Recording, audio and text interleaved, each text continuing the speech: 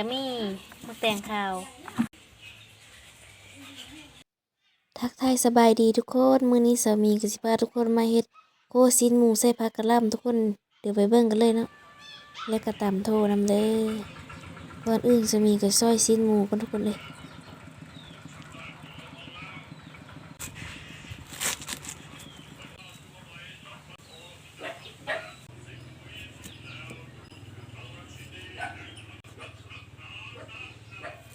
น้อยนะตำแจ้วๆกันครับ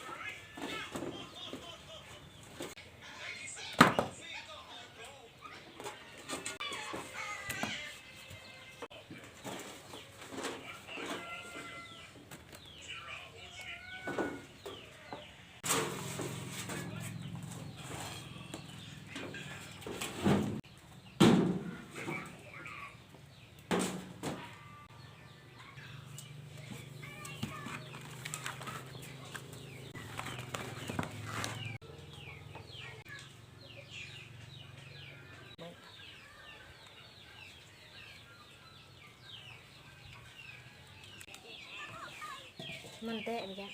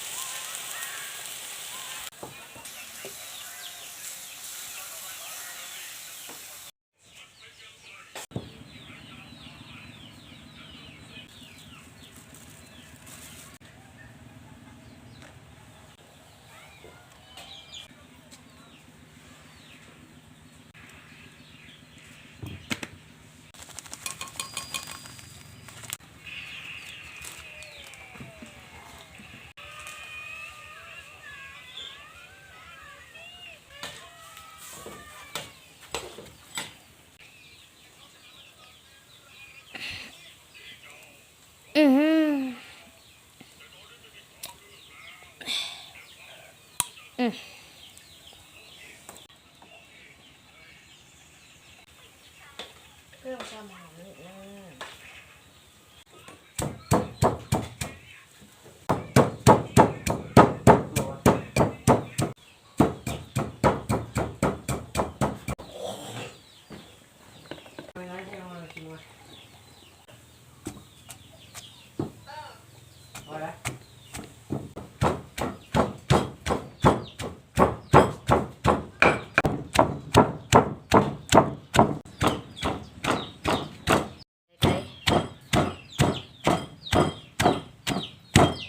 น้องพริกไปจี้ก็ต้องตำแก้วกินกับน้ำนั่นแหละก็หันให้เราไม่เยอะมากเยอะนังอยู่ปลายาเดินวัดนะที่รถติดยังให้จนหน้าเขาที่บ้านน้อยแต่เอาถึงน้องยังเรียกเอาถึงเรื่องเยอะนะเดี๋ยวมีชื่อหน้าอันแม่ก็มีบันแม่จะจางหน้าแต่งแบงอะไรเยอะไปได้ดิไปได้เจ็บเนาะ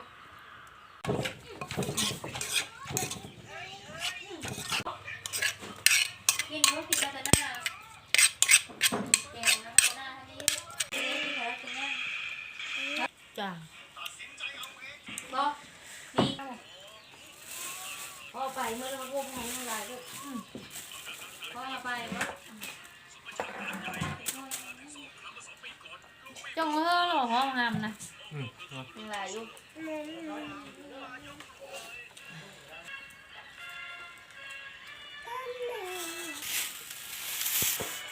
มาทุกคนชูวิอุ่นก่อนนะเนี่ยสองวิ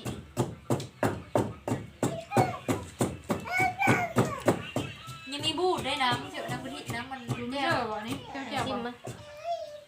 มีบุญหรอปะ ยัง น่าอาย กระปุนดิ หันนะมาทำดีกินข้าว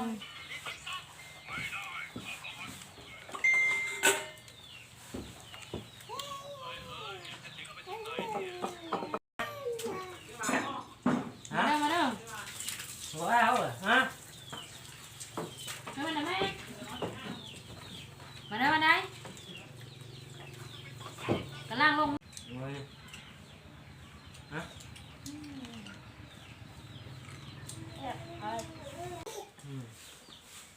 เดี๋ยวก็เดียวนั่งอยู่กินข้าวตัวมึงจะจบด้วยวันดีเบอร์ว่าโหกับว่าลูกมันหนาวมึงคนเดี๋ยวกับลูกทุดดิ้วก็บัดนะ เอ้าลงด้วย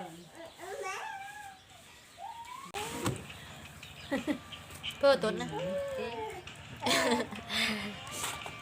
เมนมาชันไปทางมือไปดิ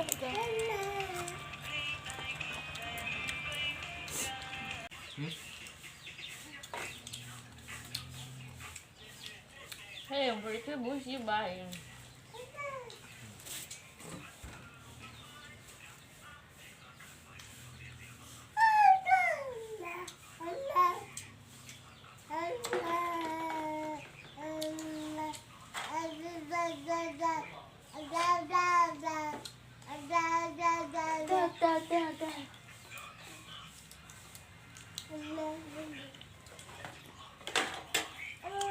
เราบุกแล้วบอกแม่ไปกินบุกอ่ะบุกมันตีเยอะ